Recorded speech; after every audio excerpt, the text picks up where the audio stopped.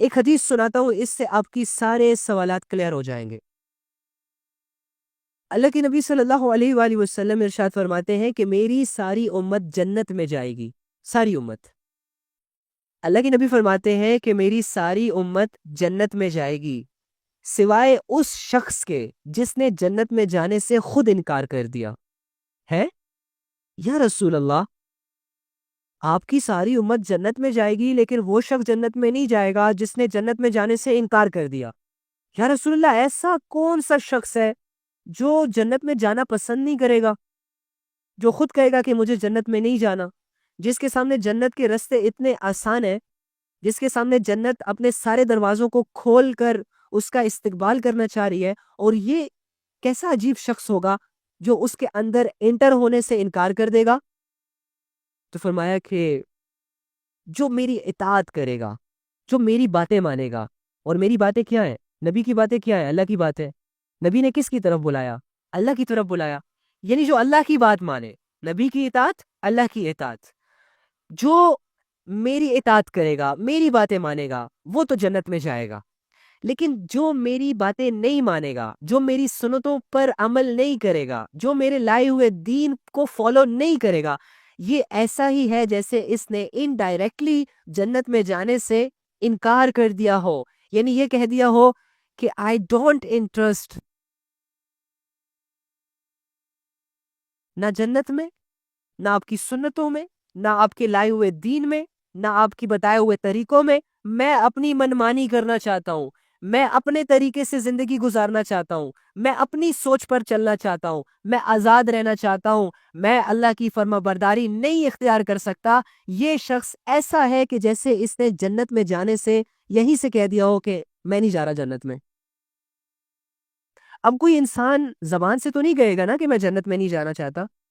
ظاہری سی بات ہے، زبان سے تو ہر انسان یہ کہتا ہے کہ میں نے کہاں جانا ہے بھائی، جنت میں جانا ہے، جنت میں جانا ہے، جنت میں جانا ہے۔ زبان سے تو کرسچنز بھی کہتے ہیں کہ ہم نے پیراڈائز میں جانا ہے، اور یہ جو ہے کیا کہتے ہیں اس کو، نان مسلمز بھی کہتے ہیں، وہ نرت اور سور پتہ نہیں ان کے آپس میں کیا، کس کو عذاب کہتے ہیں کس کو، لیکن ان کا بھی ان کی بھی یہ سوچ ہوتی ہے کہ ہم مرنے کے بعد جنت میں جائیں گے۔ لیکن کیا ان کا کفر اور ان کا شرک انہیں جنت کی انٹرنس دے گا؟ نہیں دے گا۔ تو مجھے بتائے، ہمارے نبی صلی اللہ علیہ وآلہ وسلم کی یہ حدیث سمجھنے میں کوئی زیادہ مشکل ہے کیا؟ کسی عام سے مسلمان کو، کسی ان پڑھ سے مسلمان کو سمجھ نہیں آ سکتی؟ ہمارا نبی صلی اللہ علیہ وآلہ وسلم اتنا پیارا مذہب لے کر آئے ہیں، اتنی پیاری باتیں ہمارے اندر چھوڑ کر گئے ہیں کہ یقین کرے کوئی بھی انسان اگر طلب اور دل سے اس بات کو صرف سن لینا تو سننے کے ساتھ ہی اس کی ساری ڈاؤٹس کلیئر ہو جاتے ہیں، اسے آسانی کے ساتھ سمجھ آ جاتا ہے۔ تو اس حدیث کو سمجھنے میں کیا مشکل ہے؟ میرے نبی صلی اللہ علیہ وآلہ وسلم صحابہ سے کہتا ہے کہ دیکھو میری جتنی بھی امت ہے نا، بلینز آف بلینز پیپل، یہ سارے جنت میں جائیں گے، لیکن وہ شخص جنت میں نہیں جائے گا جس نے جنت میں جانے سے انکار کر دیا۔ یا رسول اللہ، جنت میں جانے سے کون انکار کرے گا بھلا؟ جس نے میری اطاعت کی وہ جنت میں جائے گا، جس نے میری اطاعت نہ کی، جس نے میری بات نہیں مانی، یہ ایسا ہے جیسے اس نے جنت میں جانے سے انکار کر دیا۔ تو مجھے بتائیں، آج مسلمان نبی کی اطاعت کر رہے ہیں؟ مجھے بتائیں کہ آج ہمارے گھر والے نبی کی اطاعت کر رہے ہیں؟ مجھے یہ بتائیں کہ آج ہمارے گھر والوں کے دلوں میں دنیا زیادہ ہے یا آخرت زیادہ ہے؟ مجھے یہ بتائیں، چلو گھر والوں کو چھوڑیں، اپنی بات کرتے ہیں، دوسروں کو چھوڑ دیتے ہیں کچھ سیکنڈ کے لیے۔ اللہ نے پہلے ہمیں حکم دیا ہے قو انفسکم، پھر آگے وہ اہلیکم آ جاتا ہے۔ پہلے اللہ نے ہمیں تھوڑا سا جھنجھوڑا ہے، تھوڑا سا ایکٹیو کیا ہے کہ قو انفسکم، اپنے بارے میں سوچو اور اپنے آپ کو جہنم کی عذاب سے بچا لو، اپنے اعمال کے بارے میں تھوڑی سی نظر ثانی کرو، اپنے اندر تھوڑا سا جھانکو کہ تم کیا کر رہے ہو، تم کس دنیا میں رہ رہے ہو، اور اپنے اندر کے اعمال پر ذرا غور کرو، تو پھر تمہیں سمجھ آ جائے گی کہ تم زندگی کیسے گزار رہے ہو۔ تو اپنی بات کرتے ہیں، میں اور آپ اپنا سوچتے ہیں کہ ہماری زندگی نبی صلی اللہ علیہ وآلہ وسلم کی اطاعت کے مطابق ہے؟ کیا میری زندگی میں نبی صلی اللہ علیہ وآلہ وسلم کا لایا ہوا وہ دین کہ جس دین کے لیے صحابہ نے اپنی گردنوں کو کٹوا دیا، صحابیات نے اپنی عزتوں تک کی پرواہ نہیں کی، اور صحابہ کے بچوں نے بچپن قربان کر دیا، جوانیاں قربان کر دی، کیا وہ دین ہماری زندگیوں میں ہے؟ اللہ کا نبی جس دین کو ہم تک جس نے پہنچایا اتنی رسپانسبلٹیز کے ساتھ، ٹھیک ہے، دعاؤں کے ساتھ، وہ دین میری اور آپ کی زندگی میں کتنے پرسنٹ زندہ ہے؟ سوچیں، آپ کو آنسر مل جائے گا، آپ کو پتہ چل جائے گا کہ میں کتنے پانی میں ہوں، آپ خود کتنے پانی میں ہیں۔ آپ کو آپ کی زندگی بالکل، آپ نے تو یہ سنا نا کہ مرنے کے بعد اللہ سامنے کریں گے اور پھر اعمال نامے ہمارے سامنے آ جائیں گے۔ میں آپ کو یہ کہتا ہوں، ویسے تھوڑا سا آئیڈیا دے رہا ہوں آپ کو، ہوگا تو وہ ہوگا، اعمال نامے تو سارے سامنے آئیں گے، لیکن اگر آپ مرنے سے پہلے بھی کبھی اپنی زندگی کے بارے میں سوچیں گے تو آپ کو آپ کی زندگی ایک کمپیوٹر سکرین پر دکھائی دے گی کہ تم نے یہ کیا اور تم سٹل یہ کر رہے ہو۔ تو زندگی کو سنوارنا ہمارے اختیار میں ہے۔ اگر ہم نبی صلی اللہ علیہ وآلہ وسلم کے دین کو فالو نہیں کریں گے، اگر ہم اللہ کے احکامات پر نہیں چلیں گے تو یہ زندگی رکے گی نہیں میرے بھائی، اس زندگی نے گزر جانا ہے۔ دیکھو آج کا دن دیا نا تمہیں اللہ تعالیٰ نے، صبح آنکھ کھولی تم نے، اب اس دن میں تم نے گناہ کیے، ثواب کیا، نیکیاں کمائی، اللہ کو راضی کیا، ناراض کیا، جس بھی سچویشنز میں یہ دن گزارا، گزر گیا آخر کار۔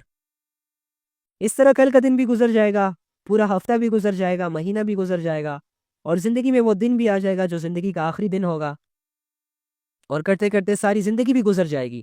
آپ کے کسی بھی برے عمل سے آپ کے لیے زندگی انتظار نہیں کرے گی۔ آپ کے کسی بھی اچھے عمل کو کرنے کے بعد یہ زندگی آپ کا انتظار نہیں کرے گی، بس جلدی جلدی سے سمیٹ لو جو سمیٹنا ہے اپنے لیے آخرت کے لیے، یا تو ضائع کر دو اپنی زندگیاں اور یا اپنی قیمتی زندگیوں کو قیمتی بنا لو۔ یہ اختیار اللہ نے آپ کو دیا ہے، اور ہماری مثال اس فقیر کی طرح ہے کہ ایک دن ایک بادشاہ اعلان کرتا ہے کہ جو میرا یہ کام کرے گا تو اسے 24 گھنٹے دیے جائیں گے، 24 گھنٹوں میں اگر وہ مجھ سے کچھ بھی مانگے گا تو میں اسے عطا کر دوں گا۔ اب سارے لوگ سن رہے ہوتے ہیں غور سے کہ بادشاہ کیا حکم دے گا۔ چنانچہ بادشاہ کی طرف سے کوئی حکم آیا، ایک فقیر نے جا کے وہ حکم پورا کر دیا، بادشاہ کے پاس آیا، بادشاہ نے کہا بتاؤ جی کیا چاہیے تمہیں، تمہارے پاس 24 گھنٹے ہیں، جو چاہیے جو مانگتے ہو مانگو دے دوں گا۔ فقیر نے کہا مجھے وہ جگہ دکھائیں جہاں پر آپ کا سارا خزانہ پڑا ہوا ہے۔ بادشاہ جو ہے اسے وہ جگہ دکھاتا ہے جس میں سونے کے بیڈ ہوتے ہیں، سونے کے برتن ہوتے ہیں، اور ایک زبردست سی لوکیشن ہوتی ہے، ایسی لوکیشن ہوتی ہے کہ جس کو دیکھنے کے بعد انسان کا دل کرتا ہے کہ یہاں سے کبھی نکلو ہی نہ، اور ایسا دل کرتا ہے کہ بس انسان یہی رہے آپس میں۔ تو ایسی جگہ جب اس فقیر نے فرسٹ ٹائم دیکھی تو بادشاہ سے کہا کہ مجھے اجازت دے کہ میں تمہارے خزانے سے جتنی چیزیں اپنے ساتھ اٹھا کے لے جاؤں، مجھے منع نہیں کرو گے؟ تو بادشاہ نے کہا ٹھیک ہے، اوکے فائن، چونکہ تم نے میرا بہت بڑا کام کیا، تمہیں اجازت ہے۔ اسے اکیلا چھوڑ دیا جاتا ہے، بادشاہ یہی سوچ رہا ہوتا ہے کہ پتہ نہیں کیا کیا سمیٹے گا، کیا کیا لے کر جائے گا، سارا خزانہ ہی نہ خالی کر دے۔ لیکن فقیر اندر جاتا ہے، کیا دیکھتا ہے؟ کبھی شیشے کے پاس جاتا ہے، واو کتنا پیارا ہے یہ شیشہ، کبھی سونے کا برتن اٹھاتا ہے اور کہتا ہے واو کتنا اچھا مگ ہے، اور کبھی جاتا ہے اس کی دیواروں کی پینٹنگ کو دیکھتا ہے، کبھی شان و شوکت کو دیکھتا ہے۔ اپنے ٹائم اس طرح گزارنے لگ گیا۔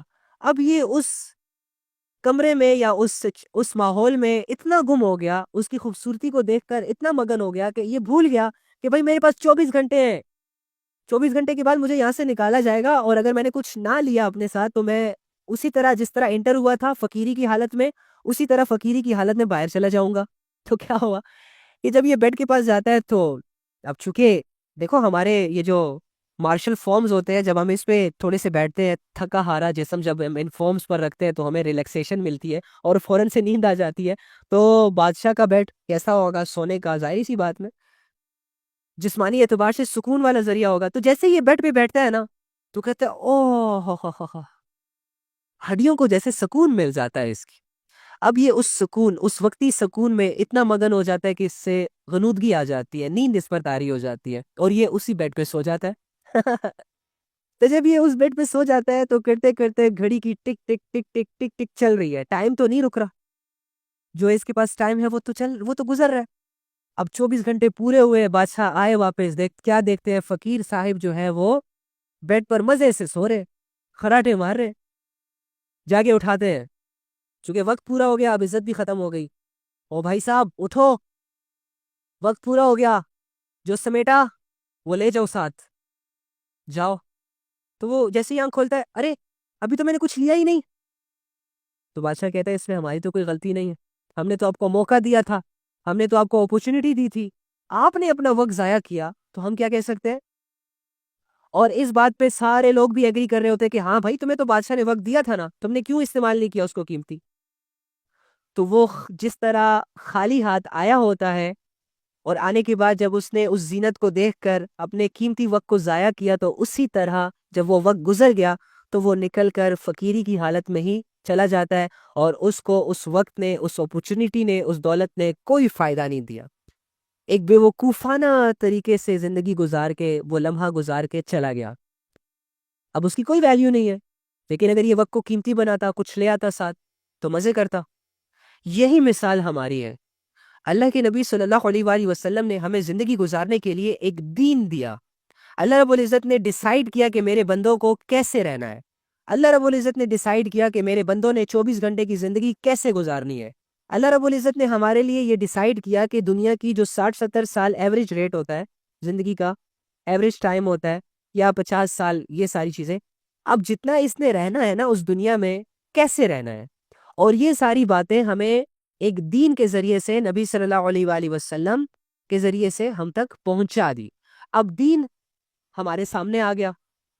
اب اگر میں اس دین کو فالو نہیں کروں گا، اب اگر میں نبی صلی اللہ علیہ وآلہ وسلم کی باتوں پر یقین نہیں کروں گا، تو یہ معاذ اللہ ایسی بات نہیں کرنی چاہیے، لیکن یہ اس سے مشابہت کرتی ہے کہ اگر میں اپنی منمانی زندگی دین کے ہوتے ہوئے گزاروں گا تو یہ ایسا ہی ہے جیسے میں اقرار کر رہا ہوں کہ میرا اللہ، میرا پیدا کرنے والا، میری زندگی بنانے والا نہیں سمجھتا اس دنیا کی زندگی کو، میں زیادہ سمجھتا ہوں، اس لیے میں اپنے طریقوں پر چلوں گا۔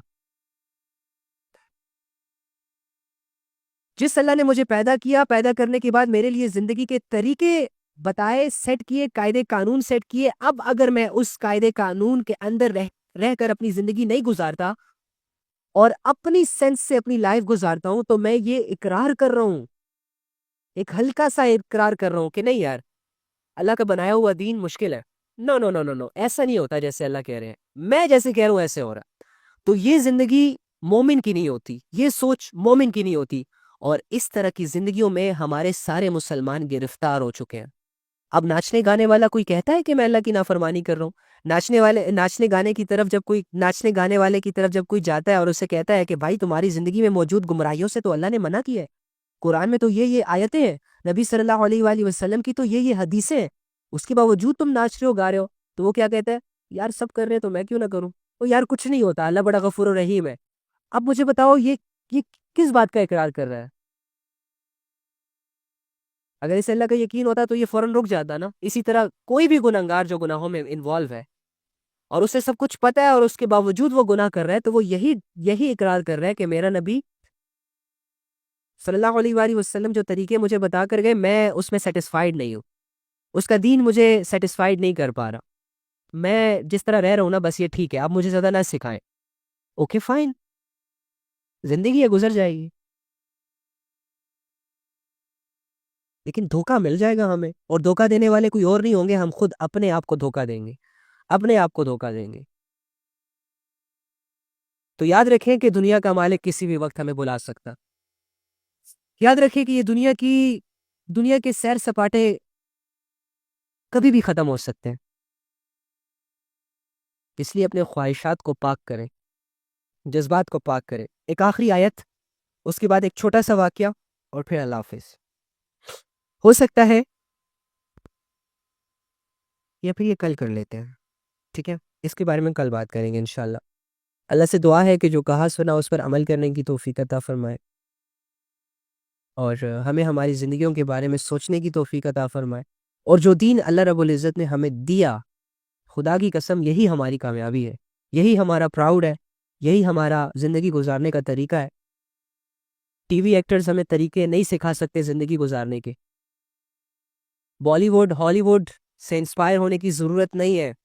جب تمہارے ساتھ، تمہارے علم میں، تمہارے نالج میں صحابہ کی زندگیاں ہیں، صحابہ کا کردار ہے، نبی صلی اللہ علیہ وآلہ وسلم کی پرسنالٹی تمہارے علم میں موجود ہے، تو تم ایک مسلمان ہو کر اس بات کا حق نہیں رکھتے کہ تم کسی ایک عام انسان کے لائف سٹائل سے انسپائر ہو کر اس کو فالو کرنے والے بن جاؤ۔ تمہیں یہ چیز زیب نہیں دیتی کہ تم دنیا کو دیکھ دیکھ کر اپنی زندگی گزارو۔ تمہارے ساتھ یہ چیز سوٹ نہیں کرتا کہ تم اللہ کی نافرمانیوں میں زندگی گزارو۔ کیوں؟ کیونکہ تم مومن ہو، تم مسلمان ہو، تم اللہ کے ماننے والے ہو، تم اللہ کا اقرار کرنے والے ہو، تم نے کل آخرت کو فیس کرنا ہے، تم نے اللہ کو جواب دینا ہے، تمہیں جنت اور جہنم کا پتہ ہے، تم نے کلمہ پڑھا ہوا ہے، تمہاری زندگی جانوروں کی طرح نہیں گزر سکتی، تمہاری زندگی قیمتی ہے، تمہاری زندگی ہدایت پر ہے اور دوسروں کے ہدایت کا ذریعہ بن سکتی ہے۔ اس لیے پلیز ہاتھ جوڑ کے کہتا ہوں، اسے ضائع نہیں کرو، اپنی زندگیوں کو ضائع نہیں کرو۔ اللہ سے بغیر زندگی نہیں کہلاتی۔ اللہ کے ساتھ جو زندگی گزرتی ہے، اللہ کے ساتھ جو پل گزرتے ہیں، وہ قیمتی زندگی، قیمتی پل ہوتے ہیں، قیمتی لمحات ہوتے ہیں۔ آپ کے دنیاوی کوئی بھی معاہدہ آپ کو فائدہ نہیں دے سکتا جب تک اللہ کی مدد آپ کے ساتھ شامل نہ ہو۔ آپ کو دنیا کی دولت کبھی بھی سیٹسفائیڈ نہیں کر سکتی جب تک کہ اللہ کا یقین آپ کے دل میں نہ آ جائے۔ آپ کو دنیا کا کوئی بھی شخص گمراہیوں سے نہیں نکال سکتا جب تک کہ آپ عاجزی کے ساتھ اللہ کے پاس نہ چلے جائیں، اللہ کے سامنے گڑ گڑا نہ لیں۔ آپ کو اللہ کی بہت زیادہ ضرورت ہے، آپ کو اللہ کی بہت زیادہ ضرورت ہے، بہت زیادہ ضرورت۔ دعا کر لیتے ہیں۔ اللہم انی اسألوک بأن لک الحمد یا بدیع السماوات والارض یا حنان یا منان یا ذو الجلال والاکرام یا حی یا قیوم۔ آپ کی کوئی بھی مخلوق آپ سے سوال نہیں کرے گی اگر آپ ہمیں معاف کر دیں گے یا رب۔ آپ تو بادشاہ ہیں، آپ تو اپنی مرضی کے مالک ہیں، جو آپ چاہتے ہیں وہ ہوتا ہے۔ اللہ ہمارے حق میں مغفرت کا اعلان کر دے، اللہ ہمارے گناہوں کو معاف کر دے، ہمارے دل، یہ جو پتھر نما دل ہے، اللہ اس کو نرم کر دے۔ ہم تیری باتوں کو سمجھنا چاہتے ہیں، ہم اپنی زندگیوں کو قیمتی بنانا چاہتے ہیں یا اللہ۔ جتنے بھی لوگ بے حیائیوں کے حوالے ہیں، اللہ ان کو ان بے حیائیوں کی لذتوں سے دور کر دے، ان کو عبادات کی ایسی لذت عطا فرما کہ یہ دوبارہ بے حیائی کرنے کا سوچے بھی نہ۔ اللہ جو تجھے ناراض کرنے میں حد سے نکل گئے، حد سے تجاوز کر گئے نا، یہ وسلم تسلیما کثیرا کثیرا، الحمدللہ الحمدللہ۔ چلیں، اس سے پہلے کہ اللہ کی باتوں کا جو اثر ہے وہ ہمارے دلوں سے شیطان ختم کر دے، اس سے پہلے کہ جو اللہ کی باتیں ہم نے سنی ہیں وہ ہمارے عمل کے ارادے سے خالی ہو جائے، تو ہم ارادہ کرتے ہیں کہ آج کے بعد اللہ کے دین کے مطابق اپنی زندگی گزاریں گے، آج کے بعد کوئی گناہ نہیں کریں گے، اور اگر گناہ ہو جائے، دیکھو مومن کے لیے یہ کہنا کہ یہ گناہ نہیں کرتا یہ غلط ہے، ٹھیک ہے؟ مومن گناہ کرتا ہے، اور دوسرا یہ کہ متقی بننے کے لیے ضروری ہے کہ گناہوں سے بچا جائے، یہ بھی غلط ہے۔ آپ کو پتہ ہے متقی لوگ کون ہوتے ہیں؟ کون ہوتے ہیں متقی پرہیزگار لوگ کون ہوتے ہیں؟ چلے مجھے بتائیں، سوچے تھوڑا سا، پھر میں آنسر کروں گا۔ 2 منٹ کا ٹائم ہے آپ کے پاس، میں دیکھنا چاہتا ہوں کہ آپ کے ذہنوں میں کیا کیا آتا ہے۔ متقی لوگ کون ہوتے ہیں؟ پرہیزگار لوگ کون ہوتے ہیں؟ متقی اینڈ پرہیزگار لوگ کون ہوتے ہیں؟ جب بھی ہمارے سامنے کوئی ایسا سوال آتا ہے تو ہم یہ سوچتے ہیں متقی تو وہ لوگ ہوتے ہیں جو راتوں کو ساری رات اللہ کی عبادت کرتے ہیں، پرہیزگار لوگ تو وہ ہوتے ہیں جن سے بالکل گناہ ہی نہیں ہوتے ہیں، اور اللہ والے تو وہ ہوتے ہیں جن سے کوئی بھول ہی نہیں ہوتی ہے۔ اچھا، ایک انسان سے بھول نہ ہو تو کیا وہ انسان پھر انسان کہلانے کے لائق ہے؟ اچھا، ایک وہ انسان، ایک ایسا بشر، ایک ایسی مخلوق جس میں اللہ ہی نے گناہوں کی صفت ڈالی ہو اور وہ گناہ نہ کرے، ناممکن سی بات لگ رہی ہے۔ پھر تو اللہ رب العزت کی یہ صفت، یعنی یہ جو گناہوں والی صفت انسان کے اندر آزمائش کے طور پر ڈالی گئی، یہ تو بیکار ہو گئی، یعنی اللہ نے ایم ہی پیدا کر دیا۔ جب انسان نے گناہ کرنا ہی نہیں ہے تو گناہوں والی صفت کا پھر کیا کام؟ تو یہ کہنا کہ ایک مومن گناہ نہیں کرتا، یہ بھی غلط ہے۔ مومن گناہ کرتا ہے، مسلمان گناہ کرتے ہیں۔ آپ دیکھ لیں دنیا میں مسلمانی تو گناہ کر رہے ہیں، آپ دیکھ لیں دنیا میں مسلمانی تو بے حیائی کر رہے ہیں۔ متقی لوگ وہ ہوتے ہیں جن سے جب کوئی گناہ ہوتا ہے، جب کوئی بھول ہوتی ہے۔ پرہیزگار لوگ وہ ہوتے ہیں جن سے جب بھی کوئی اللہ کی نافرمانی ہوتی ہے تو وہ فوراً سے آ کے اللہ کے آگے توبہ کر لیتے ہیں۔ متقی اور پرہیزگار کی یہ نشانی ہوتی ہے کہ یہ اللہ کی عبادتیں کر ضرور رہا ہوتا ہے، لیکن جیسے ہی اللہ کی عبادت سے تھوڑا سا غافل ہوتا ہے اور اس غفلت میں یہ کوئی گناہ، اس سے کوئی گناہ سرزد ہو جاتا ہے، تو یہ فوراً واپس اللہ کی طرف دوڑتا ہے اور فوراً سے اپنی غلطی اللہ کے سامنے رکھتا ہے. اے اللہ چلتے چلتے گناہ ہو گیا، اے اللہ نہیں کرنا چاہ رہا تھا لیکن پھر بھی ہو گیا، اے اللہ مجبور ہو گیا تھا، اے اللہ بے بس ہو گیا تھا، اے اللہ تیری یاد نہیں آئی تھی. مطلب جو بھی ریزنز ہوتی ہیں اللہ کے سامنے رکھتا ہے اور اللہ سے کہتا ہے اللہ معاف کر دے، معاف کر دے، اور پلیز پلیز پلیز پلیز اس گناہ کا دھبا میرے دل پہ مت لگانا ورنہ عبادتیں مشکل ہو جائیں گی. پلیز پلیز اس گناہ کی وجہ سے مجھ سے ناراض مت ہو جانا ورنہ میں گمراہ ہو جاؤں گا. متقی اور پرہیزگار انسان کو ہمیشہ اس بات کا ڈر رہتا ہے کہ اللہ تعالیٰ اس کے کسی عمل سے ناراض نہ ہو جائے، اور جیسے ہی کوئی یہ عمل، کوئی گناہ، کوئی بھول اس سے ہوتا ہے تو فوراً اس سے تب تک چین نہیں آتا جب تک کہ یہ اللہ سے معاملہ سارٹ آؤٹ نہ کر لے، کلیئر نہ کر لے، جب تک یہ اللہ کے سامنے اپنا جرم قبول نہ کر لے، جب تک یہ اللہ کو منا نہ لے واپس، تب تک اسے سکون نہیں ملتا. یہ ہوتی ہے متقی اور پرہیزگار لوگوں کی نشانیاں. اب یہ ہر بندہ بن سکتا ہے. آپ کو کرنا کیا ہوگا کہ گناہوں سے بچنا ہوگا، گناہ کے قریب اپنی اپنی خواہش سے نہیں جانا.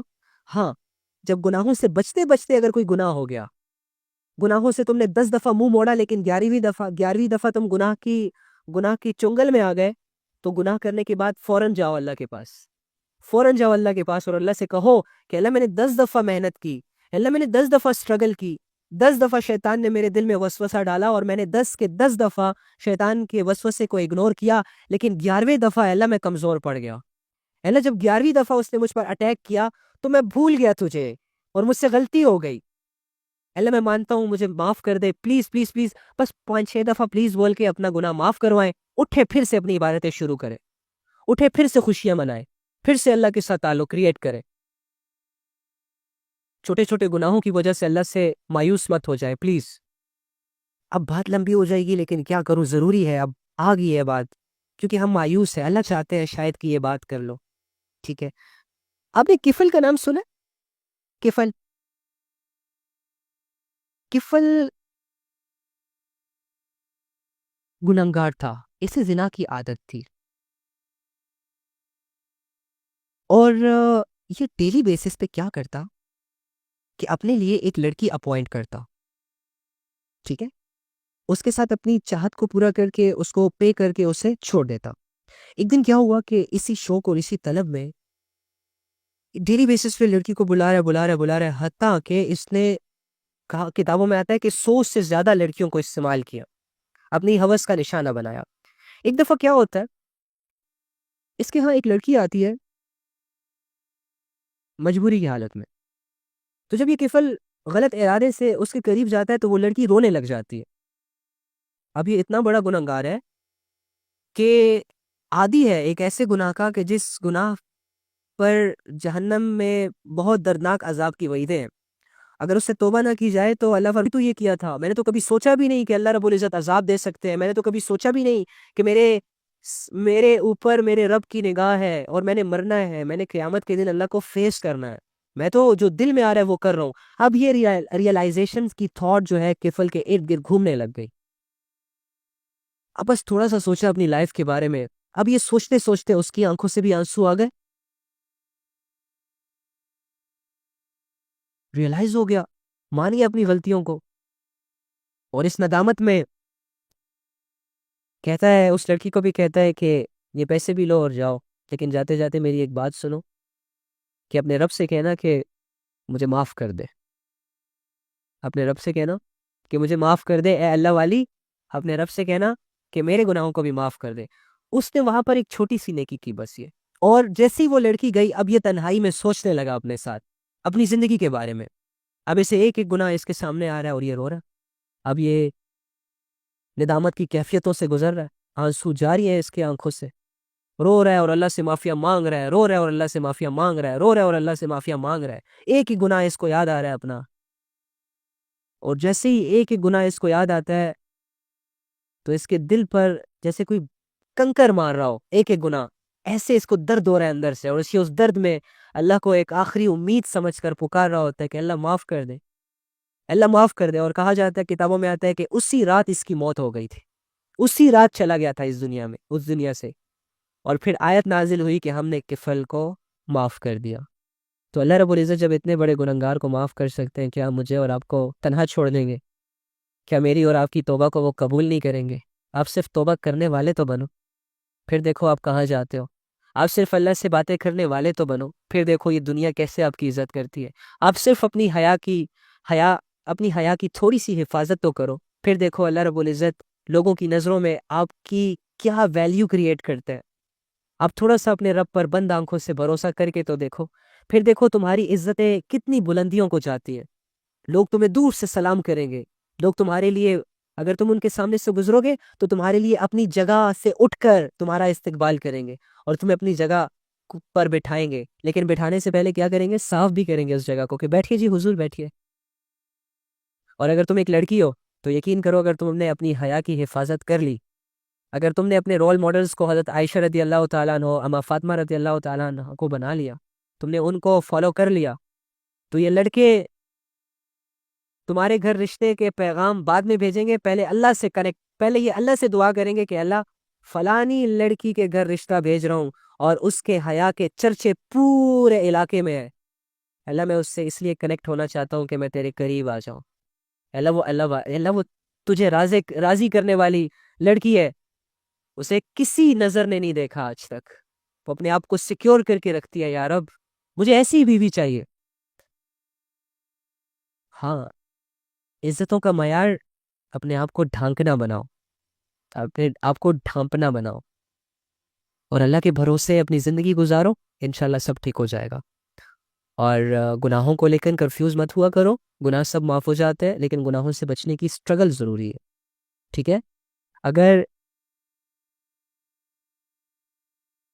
اللہ کو پا لیا نا تو یہ دنیا ذلیل ہو کر تمہارے قدموں میں آ جائے گی، لیکن اگر اللہ سے کٹ گئے نا تو تمہاری بھاگ دوڑ میں اضافہ ہو جائے گا، تم دنیا کو ڈے بائی ڈے حاصل کرنے کی کوشش کرو گے، اس کے پیچھے ایک مضبوط سی دوڑ لگاؤ گے، لیکن یہ دنیا کبھی بھی تمہاری ہاتھ میں نہیں آئے گی، اور اس دنیا کی کوئی بھی چیز تمہیں مل جانے کے بعد سکون نہیں دے پائے گی۔ تو اگر اللہ تمہارے ساتھ ہو گئے، اگر تم نے اللہ پر بھروسہ کر لیا اور اللہ کی حدودوں کے اندر اپنی زندگی کو گزارنا شروع کر دیا، تو میری بہن، میرے بھائی، یہ دنیا کی ساری مخلوق تمہاری تعریف کریں گے۔ یہ فرشتے جو تمہارے کندھوں پر بیٹھے ہیں کل کو خوشی خوشی اللہ کے سامنے تمہارا اعمال نامہ لے کر جائیں گے اور جھوم رہے ہوں گے کہ اللہ تیرا شکر ہے کہ کسی تقوی دار انسان، کسی نیک انسان کے کندھوں پر آپ نے ہمیں بٹھایا تھا، اس کے اعمال نے ہمیں رسوا نہیں کیا، اس نے ساری زندگی ہمیں وہی دکھایا جو تیری فرما برداری تھی، اس نے ساری زندگی وہی کیا جس میں تیری خوشی تھی یا رب، اور اس کی وجہ سے ہم بھی خوش تھے، تو اللہ سے کامیاب کر دے، اور آخرت میں تیری ایک کامیابی کا اعلان ہو اور تو چیختا ہوا جنت کی طرف دوڑ دوڑ کر جائے۔ اپنے آپ کو دھوکے کے حوالے مت کر دینا، اپنی زندگی کو ضائع مت کر دینا، اپنی جوانی کو ضائع مت کر دینا۔ یہ لمحات، یہ سچویشنز، یہ زندگی کی یہ سٹیجز ایک ہی بار آتے ہیں، پھر نہیں آتے۔ بوڑھے کی زندگی میں کبھی جوانی واپس نہیں آتی، جوان کی زندگی میں کبھی اس کا بچپن واپس نہیں آتا۔ ایسے ماں باپ جس کی اولاد مر جاتی ہے، ان کی زندگی میں وہ اولاد دوبارہ زندہ ہو کر نہیں آتی، اور ایک ایسا انسان جو اپنی زندگی کی بازی ہار جاتا ہے، اسے دوبارہ موقع نہیں ملتا۔ تو اپنے آپ کو ایک میچور بنائے، اپنے لینا، اور اسی سٹرگل میں اپنی زندگی کو گزار لینا۔